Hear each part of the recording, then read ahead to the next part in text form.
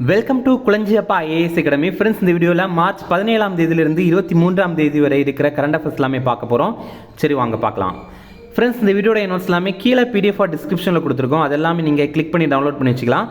அதுக்கப்புறம் நம்ம Telegram group லிங்க்மே கீழே டிஸ்கிரிப்ஷனில் கொடுத்துருக்கோம். அதுலேயுமே கிளிக் பண்ணி ஜாயின் பண்ணிங்க. ஓகே, சரி வாங்க பார்க்கலாம். ஃபஸ்ட்டு, சரஸ்வதி சம்மான் விருது 2023 யாருக்கு அறிவிக்கப்பட்டது? இதற்கான ஆன்சர் பிரபா வர்மா. இவர் மலையாள எழுத்தாளர். 2022ஆவது ஆண்டு இவர் எழுதின ரௌத்ர சாத்விகம் அப்படிங்கிற நூலுக்காக தான் வழங்கியிருக்காங்க.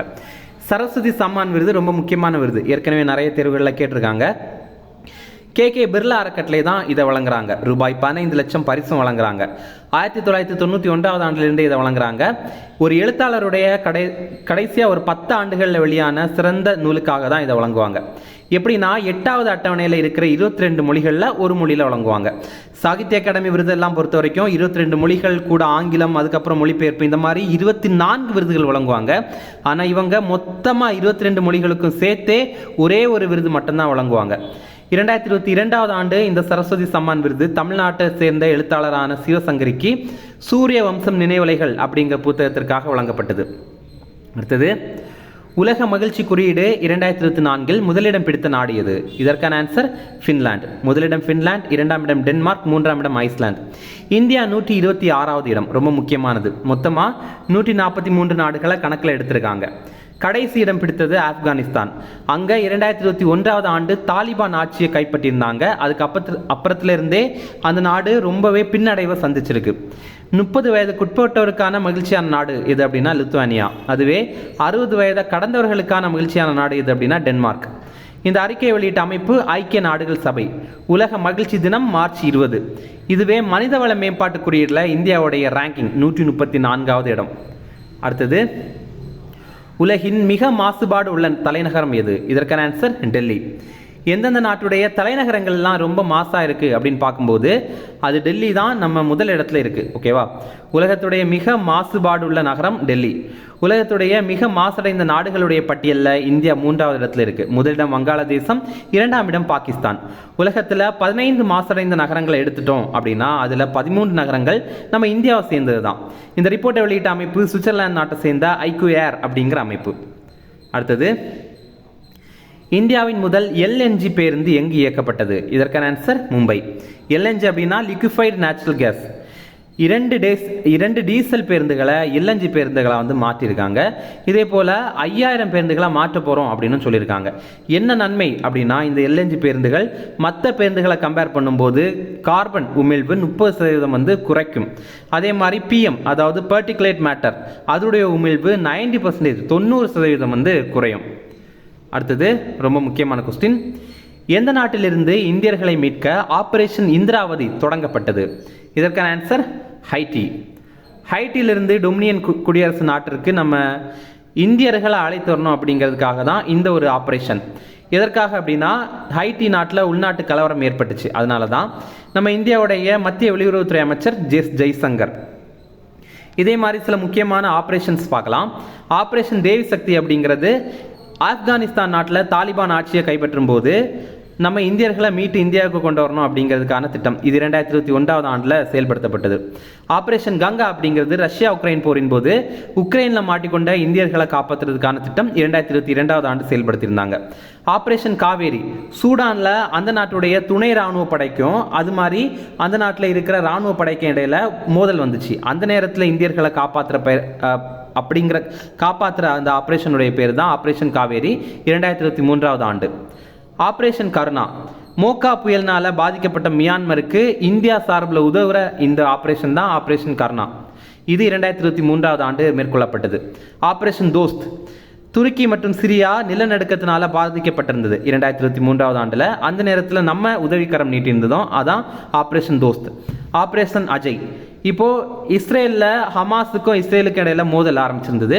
அப்போ 2023ஆவது ஆண்டு நம்ம இந்தியர்களை அங்கேருந்து மீட்கணும் அப்படிங்கிறதுக்காக தான் ஆப்ரேஷன் அஜய் அப்படிங்கிறத மேற்கொண்டாங்க. அடுத்தது, பிரதமர் மோடிக்கு வழங்கப்பட்ட ஆர்டர் ஆஃப் த ட்ருக் கேல்போ எந்த நாட்டின் உயரிய விருது? இதற்கான ஆன்சர் பூடான். இந்த விருதை பெற முதல் வெளிநாட்டு தலைவர் நம்முடைய பிரதமர் மோடி தான். பூடானுடைய அரசர் ஜிக்மே கேசர் நாம்கேல் வாங்சுக் அப்படிங்கிறவர். இந்த பிக்சரில் நீங்கள் பார்க்குறது அரசரை தான். பூட்டானுடைய பிரதமர் ஷெரிங் டாப்கே அப்படிங்கிறவர். அடுத்தது இந்தியா அறிமுகம் செய்த மறுபயன்பாட்டு ஏவுகணை எது? இதற்கான ஆன்சர் புஷ்பக். இது நம்ம இந்தியாவுடைய முதல் மறுபயன்பாட்டு ஏவுகணை. இஸ்ரோ தான் இதை உருவாக்கியிருக்காங்க.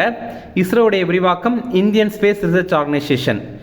பொதுவாகவே ஒரு ராக்கெட் செயற்கைக்கோளை ஏவுனதுக்கு அப்புறம் விண்ணிலையே எரிஞ்சு ஸ்தாம்பல் ஆயிரும். ஆனால் இந்த ராக்கெட் இது செயற்கைக்கோளை ஏவுனதுக்கு அப்புறம் திரும்பி பூமிக்கே வரும். ஓகே, அடுத்தது இரண்டாவது உலக தமிழ் செம்மொழி மாநாடு எங்கு நடைபெற உள்ளது? இதற்கான ஆன்சர் சென்னை. முதல் உலக தமிழ் செம்மொழி மாநாடு கோவையில் 2010 ஆண்டு ஜூனில் நடைபெற்றது. இரண்டாவது உலக தமிழ் செம்மொழி மாநாடு சென்னையில் 2025 ஆண்டு ஜூனில் நடைபெற போகுது அப்படின்னு நம்முடைய தமிழக முதல்வர் ஸ்டாலின் வந்து அறிவிச்சிருக்காரு. அடுத்தது தெலங்கானா மாநிலத்தின் ஆளுநராக பதவியேற்றவர் யார்? இதற்கான ஆன்சர் சிபி ராதாகிருஷ்ணன். புதுச்சேரி மற்றும் தெலுங்கானாவுடைய ஆளுநராக இருந்த தமிழிசை சவுந்தரராஜன் ராஜினாமா பண்ணாங்க. அவங்க தேர்தலில் போட்டிடுறாங்க. அதனால்தான் இப்போ அதனால் புதுச்சேரி மற்றும் தெலுங்கானாவுடைய பொறுப்பாளுநராக சிபி ராதாகிருஷ்ணனை தேர்வு பண்ணியிருக்காங்க. இவர் ஏற்கனவே ஜார்க்கண்ட் மாநிலத்துடைய ஆளுநராகவே இருக்கிறார். ஆர்டிகிள் 153 தான் சொல்லுது என்னன்னா, ஒருத்தர் 2 அல்லது அதுக்கு மேற்பட்ட மாநிலங்களில் ஆளுநராக நியமனம் செய்யப்படலாம் அப்படின்னு. அடுத்தது உலகம் சம்பந்தமான சில கரண்ட் அஃபேர்ஸ் பார்க்கலாம். உலகின் முதல் ஏஐ கணினி மென்பொறியாளர் யார்? இதற்கான ஆன்சர் டெவின் ஏஐ. உலகத்துடைய first artificial intelligence software developer யார் அப்படின்னா டெவின் ஏஐ அப்படிங்கிறது தான். இது ஒரு ஆர்டிஃபிஷியல் இன்டெலிஜென்ஸ் ரிலேட்டடானது. ஓகே, இதை உருவாக்கின கம்பெனி அமெரிக்காவை சேர்ந்த காக்னிஷன் அப்படிங்கிறது. இது என்னென்ன பண்ணோம் அப்படின்னா கோடிங், வெப்சைட் கிரியேஷன் மாதிரிப்பட்ட பணிகள் எல்லாமே பண்ணோம். ஓகே, அடுத்தது கியோக்யோ 2 என்ற செயற்கைக்கோளை விண்ணில் அனுப்பிய நாடு எது? இதற்கான ஆன்சர் சீனா. இந்த செயற்கைக்கோள் இப்போ நிலவுடைய சுற்றுவட்ட பாதையை அடைந்திருக்கு. சீனாவுடைய எதிர்கால நிலவு திட்டங்களுக்கு பயனாக தான் இதை அனுப்பியிருக்காங்க. சீனாவுடைய ஸ்பேஸ் ஆர்கனைசேஷன் எது அப்படின்னா சிஎன்எஸ்ஏ, சைனா நேஷனல் ஸ்பேஸ் அட்மினிஸ்ட்ரேஷன் அப்படிங்கிறது தான் இதோடைய பேர். அடுத்தது எக்ஸசைஸ் சிலது பார்க்கலாம்.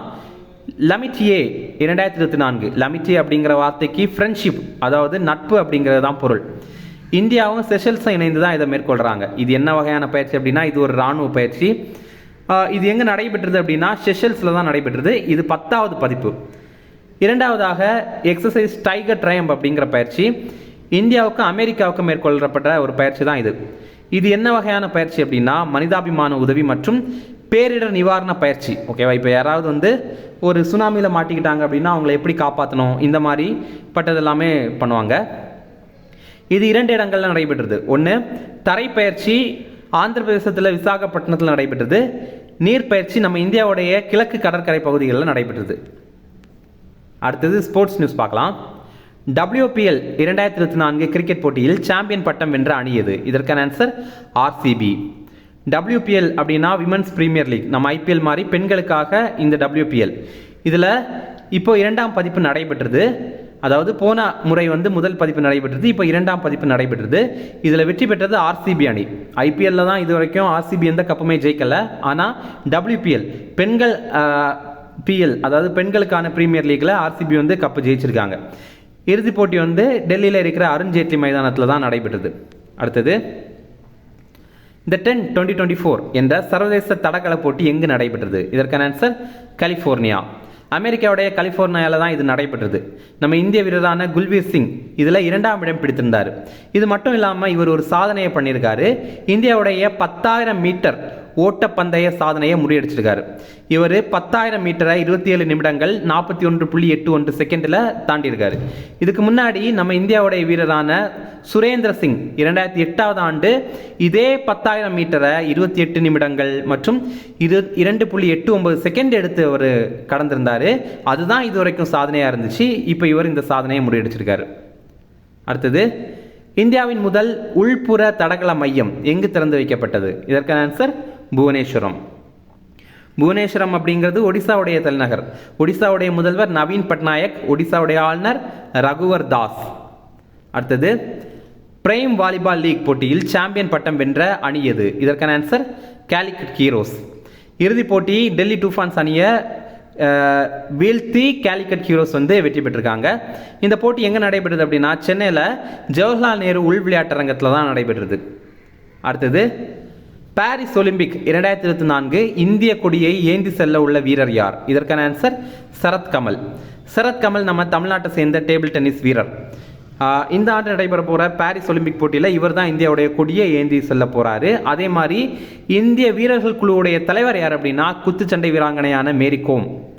அடுத்தது WTT ஃபீடர் பீரட் 2024 டேபிள் டென்னிஸ் போட்டியில் ஆண்கள் ஒற்றையர் பிரிவில் சாம்பியன் பட்டம் வென்ற இந்தியர் யார்? இதற்கான ஆன்சர் சத்யன். WTT ஃபீடர் பீரட் அப்படிங்கிற ஒரு போட்டி. இதில் நம்ம இந்தியாவை சேர்ந்த சத்யன் அப்படிங்கிற ஒரு ஆண்கள் ஒற்றையர் பிரிவில் சாம்பியன் பட்டம் வென்றிருக்காரு. இந்த போட்டியில் இந்தியாவை சேர்ந்த ஒருத்தர் ஆண்கள் ஒற்றையர் பிரிவில் சாம்பியன்ஷிப் பட்டம் வெல்றது இதுதான் முதல் முறை. இவருடைய முழு பெயர் சத்யன் ஞானசேகரன் அப்படிங்கிறது தான். இவர் நம்ம தமிழ்நாட்டை சேர்ந்த வீரர். இதே மாதிரி கலப்பு இரட்டையர் அணி பிரிவில் நம்ம இந்தியாவை சேர்ந்த தியா சித்தலே மற்றும் மனுஷா இவங்க 2 பேரும் இணைந்து சாம்பியன் பட்டம் வென்றிருக்காங்க. இந்த போட்டி லெபனான் நாட்டில் தான் நடைபெற்றது. அடுத்தது சில ஷார்ட் ரிஃபரன்ஸ், அதையுமே வேகமாக பார்த்துடலாம். இப்போ தேர்தல் நடைபெற போகுதில்ல, அப்போது மாற்றுத்திறனாளிகள் பிரிவில் தேர்தலுடைய அடையாளமாக தேர்தல் ஆணையம் நம்ம ஷீதல் தேவியை அறிவிச்சிருக்காங்க. இவங்க பாரா வில்வித்தை வீராங்கனை. பொதுவாகவே பாரா வில்வித்தை வீராங்கனை அப்படின்னா அவங்களுக்கு உடலில் ஏதாவது ஒரு ஊனம் இருக்கும், அதாவது அவங்க ஒரு மாற்றுத்திறனாளியாக இருப்பாங்க. ஆனால் இவங்க பார்த்தீங்க அப்படின்னா வில்வித்தை வீராங்கனை தான், ஆனால் 2 கைகளுமே இவங்களுக்கு இல்லை. இவங்க காலை வைத்து தான் வில்வித்தையே பயிற்சி பண்ணுறாங்க. இப்போ பாருங்கள், இவங்க உலக பாரா வில்வித்தை போட்டியில் 2 கைகளும் இல்லாமல் இறுதி போட்டியை அடைந்த முதல் நபர் யார் அப்படின்னா ஷீதல் தேவி. இது நம்ம முன்னாடியே கரண்ட் அஃபேர்ஸில் பார்த்துருப்போம். இப்போ இவங்களை தான் மாற்றுத்திறனாளிகள் பிரிவில் தேசிய அடையாளமாக தேர்தல் ஆணையம் அறிவிச்சிருக்காங்க. அடுத்தது இந்தியாவின் முதல் பொது தபால் நிலையம் 1774 ஆண்டில் கொல்கத்தாவில் தொடங்கி வச்சுருந்தாங்க. இப்போ இதோடைய 250 ஆண்டுகள் நிறைவடைந்திருக்கு. வங்காள மாகாண கவர்னர் ஜெனரலான வாரன் ஹேஸ்டிங் தான் இதை அப்போ திறந்து வச்சார். அடுத்தது இந்த ஆண்டு நடைபெற போகிறது நம்ம இந்தியாவுடைய 18வது நாடாளுமன்ற தேர்தல். இது 7 கட்டங்களாக நடைபெறும் அப்படின்னு சொல்லியிருக்காங்க. ஏப்ரல் 19ஆம் தேதியிலிருந்து ஜூன் 1ஆம் தேதி வரைக்கும் நடைபெறுது. தமிழகத்தில் ஏப்ரல் 19ஆம் தேதி மட்டும்தான் நடைபெறும், ஒரே கட்டமாக நடைபெறும். இந்தியா முழுவதும் 7 கட்டமாக நடைபெறும். அந்த 7 கட்டம்ங்கிறது முக்கியமானது. அடுத்தது இஸ்லாமோஃபோபியா அப்படின்னா சிலருக்கு முஸ்லீமை பார்த்தாலே ஒரு வெறுப்பாக இருக்கும். அந்த மாதிரி இருக்கிறது தான் இஸ்லாமோஃபோபியா அப்படின்னு சொல்கிறாங்க. இந்த மாதிரி ஒரு விஷயம் இருக்குது, இதுக்கு எதிரான ஒரு நிலைப்பாட்டை நம்ம கொண்டு வரணும் அப்படின்னு பாகிஸ்தான் நாடு ஐநா பொது சபையில் இப்படி ஒரு தீர்மானத்தை அறிமுகம் பண்ணியிருந்தாங்க. ஆனால் இந்தியா இதற்காக வாக்களிக்கலை. ஐநாவுக்கான இந்தியாவின் நிரந்தர தூதர் யார் அப்படின்னா ருச்சிரா கம்போஜ். இவங்க தான் அவங்க. ரொம்ப முக்கியமான ஒரு கொஸ்டின். ஐநாவுக்கான இந்தியாவின் நிரந்தர தூதர் ருச்சிரா கம்போஜ். அடுத்தது விளாடிமிர் புதின், ரஷ்யாவுடைய அதிபர். இப்போ 5வது முறையாக மறுபடியும் அவரே அதிபராக பதவியேற்றிருக்காரு. இதுவரைக்கும் அவர் 24 ஆண்டுகள் அதிபராக பதவியில் இருந்திருக்காரு 1999 ஆண்டிலிருந்து. அடுத்தது உலக ஜீரண மண்டல மருத்துவ அமைப்புடைய அறிவியல் திட்ட உறுப்பினராக நம்ம இந்தியாவை சேர்ந்த TS சந்திரசேகர் அப்படிங்கிறத நியமனம் பண்ணியிருக்காங்க. இந்த அமைப்புடைய தலைமையகம் அமெரிக்காவில் இருக்குது. அடுத்தது சர்வதேச வானியல் அமைப்பு. இவங்க சந்திரயான் 3 நிலவில் தரையிறங்கின பகுதியை சிவசக்தி புள்ளியை அங்கீகரிச்சிருக்காங்க. ஏற்கனவே நம்முடைய பிரதமர் மோடி இந்த மாதிரி அறிவிச்சிருந்தாரு. ஆனால் இப்போ தான் சர்வதேச வானியல் அமைப்பு அதற்கு அங்கீகாரம் வழங்கியிருக்காங்க. அமெரிக்காவுடைய ஏவியேஷன் வீக் லாரன்ஸ் அவார்டு அப்படிங்கிற விருதை நம்ம இந்தியாவுடைய சந்திரயான் 3 திட்டத்திற்காக இப்போ வழங்கியிருக்காங்க. அடுத்தது லியோ வராத்கர். இவர் அயர்லாந்து நாட்டுடைய பிரதமராக இருந்தார். பதவியை ராஜினாமா பண்ணிட்டார். இவர் இந்திய வம்சாவளியை சேர்ந்தவர். அடுத்தது 2022-23 ஆண்டில் வேலைக்கு செல்லும் பெண்கள் இந்தியாவில் வெறும் 37% மட்டும்தான் இருக்கிறாங்க. சரிங்களா, 100 பெண்கள் இருக்காங்க அப்படின்னா அதில் 37 பெண்கள் மட்டும்தான் வேலைக்கு போகிறாங்க. இதில் ரொம்ப அதிகமாக வேலைக்கு போகிறது ஹைதராபாத்தில், 2ஆம் இடம் புனேல, 3ஆம் இடம் சென்னையில். கேரியர் நெட் அப்படிங்கிற ஒரு அமைப்பு தான் இந்த ரிப்போர்ட்டை வெளியிடுறாங்க. ரஷ்யாவுக்கான புதிய இந்திய தூதராக வினய்குமார் அப்படிங்கிறவரை நியமனம் பண்ணியிருக்காங்க. PV நரசிம்மராவ் விருது இது ரட்டன் டாட்டாவுக்கு வழங்கியிருக்காங்க. அடுத்தது யுனெஸ்கோவுடைய தற்காலிக பாரம்பரிய பட்டியலில் இந்தியாவுடைய 6 தலங்களை இணைச்சிருக்காங்க. அது எல்லாமே மத்திய பிரதேச மாநிலத்தை சேர்ந்தது தான். இதெல்லாம் இது அப்படிங்கிறத பார்க்கலாம். குவாலியர் கோட்டை, தம்னார் பாறை குகைகள், போஜேஸ்வரர் மகாதேவ் கோயில், இது போஜ்பூரில் இருக்குது. அப்புறம் சம்பல் பள்ளத்தாக்கில் இருக்கிற பாறை சித்திரங்கள், அப்புறம் கூனி பந்த்ரா, புர்ஹான்பூர் தலங்கள், அதுக்கப்புறம் ராம்நகர் மற்றும் மண்ட்லா கோண்டு சின்னங்கள். இது எல்லாமே இந்த மொத்தமாக நம்ம 6 பார்த்துருந்தோம். இந்த 6மே மத்திய பிரதேச மாநிலத்தில் தான் இருக்குது. அடுத்து இம்பார்ட்டன்ட் டேஸ் பார்க்கலாம். ஆயுத தொழிற்சாலைகள் தினம், இது மார்ச் 18ஆம் தேதி. நம்ம இந்தியாவில் ஆயுத தொழிற்சாலைகள்லாம் உற்பத்தி பண்ணுறாங்கல்ல, அந்த ஒரு தொழிற்சாலைகளுக்கான தினம் தான் இது. 1787ஆவது ஆண்டில் நம்ம இந்தியாவுடைய முதல் துப்பாக்கி தொழிற்சாலை, இந்தியாவுடைய முதல் ஆயுத தொழிற்சாலை அப்படின்னே சொல்லலாம், அது கொல்கத்தாவுடைய காசிப்பூரில் தான் உருவாக்கியிருந்தாங்க. அடுத்தது உலக மறுசுழற்சி தினம், இது மார்ச் 18ஆம் தேதி. இந்த ஆண்டுக்கான தீம் ரீசைக்ளிங் ஹீரோஸ் அப்படிங்கிறது. ரீசைக்ளிங் அப்படின்னா மறுசுழற்சி பண்ணுறது. அடுத்தது உலக மகிழ்ச்சி தினம், இது மார்ச் 20ஆம் தேதி. இந்த ஆண்டுக்கான கருப்பொருள் மகிழ்ச்சிக்காக மீண்டும் இணைதல், நெகிழ்வான சமூகங்களை உருவாக்குதல் அப்படிங்கிறது. அடுத்தது உலக சிட்டுக்குருவிகள் தினம், இது மார்ச் 20ஆம் தேதி. இந்த ஆண்டுக்கான தீம் என்ன அப்படின்னா ஐ லவ் ஸ்பேரோஸ் அப்படிங்கிறது தான். போன ஆண்டுமே இதே தான் கருப்பொருளாக கொடுத்துருந்தாங்க. அடுத்தது உலக காடுகள் தினம் மார்ச் 21ஆம் தேதி.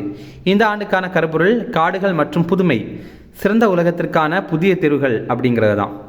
அடுத்தது இது ரொம்ப முக்கியமானது, ஏற்கனவே டிஎன்பிஎஸ்சி எக்ஸாமில் கேட்டிருந்தாங்க. உலக டவுன் சிண்ட்ரோம் தினம் மார்ச் 21ஆம் தேதி. இந்த மாதிரி குழந்தைகளை நீங்கள் பார்த்துருப்பீங்க, இவங்க தான் டவுன் சிண்ட்ரோம்னால் பாதிக்கப்பட்டிருக்காங்க.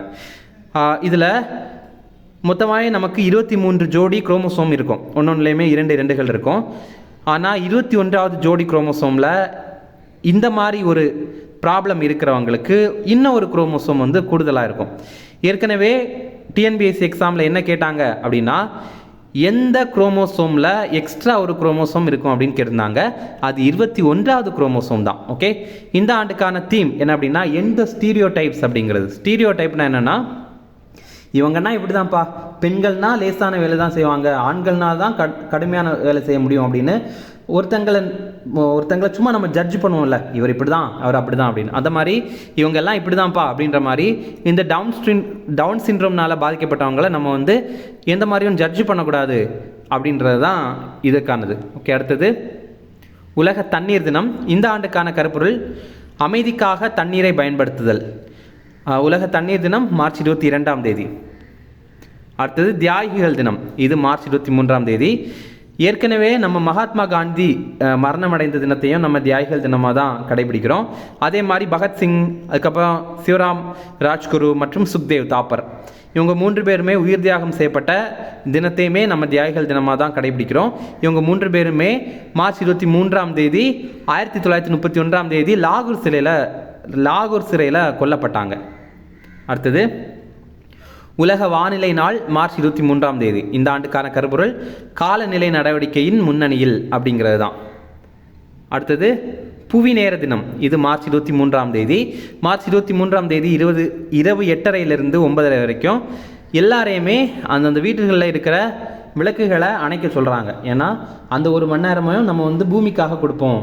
ஏன்னா வந்து நம்ம வந்து விளக்குகள்லாம் யூஸ் பண்ணும்போது அதிகமாக கரண்ட் யூஸ் பண்ணுறோமா, கரண்டெல்லாம் நம்ம மேக்ஸிமம் எங்கேருந்து எடுக்கிறோம் அப்படின்னா அனல் மின் நிலையங்கள்லேருந்து தான் எடுக்கிறோம். அங்கே அதிகமான புகை ரிலீஸ் ஆகுதா, அந்த புகை எல்லாமே நம்ம பூமியை வந்து கெடுக்குது. அப்போ பூமிக்கு அட்லீஸ்ட் 1 மணி நேரமாவது ஸ்பெண்ட் பண்ணுங்க அப்படிங்கிறது தான் அது. இந்த ஆண்டுக்கான தீம் என்ன அப்படின்னா பிக்கஸ்ட் ஹவர் ஃபார் எர்த், அதாவது இந்த 1 ஹவர் இருக்குல்ல, இந்த 1 மணி நேரம் இதுதான் நம்ம பூமியுடைய மிகப்பெரிய மணி நேரம் அப்படிங்கிற மாதிரி ஒரு கருப்பொருளை கொடுத்துருக்காங்க. ஃப்ரெண்ட்ஸ், நம்ம குளஞ்சியப்பா ஐஏஎஸ் அகாடமியில் டிஎன்பிஎஸ்சி குரூப் 1 மற்றும் குரூப் 2 எக்ஸாமுக்கான கிளாஸஸ் ஸ்டார்ட் பண்ணியிருக்கோம். இதற்கான கிளாஸஸ் ஏற்கனவே ஸ்டார்ட் பண்ணி நடந்துகிட்ருக்கு. நம்ம இன்ஸ்டியூட்டில் பார்த்திங்க அப்படின்னா நேரடியாகவும் நீங்கள் கிளாஸில் ஜாயின் பண்ணிக்கலாம். அதே மாதிரி ஆன்லைன் கிளாஸஸுமே அவைலபிளாக இருக்குது. நம்ம இன்ஸ்டியூட்டில் ரொம்பவே தரமான டெஸ்ட் சீரிஸுமே அவைலபிளாக இருக்குது. நீங்கள் நேரடியாக நம்ம இன்ஸ்டியூட்டில் ஜாயின் பண்ணோம் அப்படின்னா நம்ம இன்ஸ்டியூட்டுடைய ஹெட் ஆஃபீஸ் அண்ணா நகரில் இருக்குது, நீங்கள் அங்கே வந்து ஜாயின் பண்ணிக்கலாம். ஓகே, இந்த வீடியோ பிடிச்சிருந்தால் கண்டிப்பாக லைக் பண்ணுங்கள், நம்முடைய சேனலுக்கு சப்ஸ்கிரைப் பண்ணி வச்சுங்க, உங்களுடைய நண்பர்களுக்கு ஷேர் பண்ணுங்கள். தேங்க்யூ.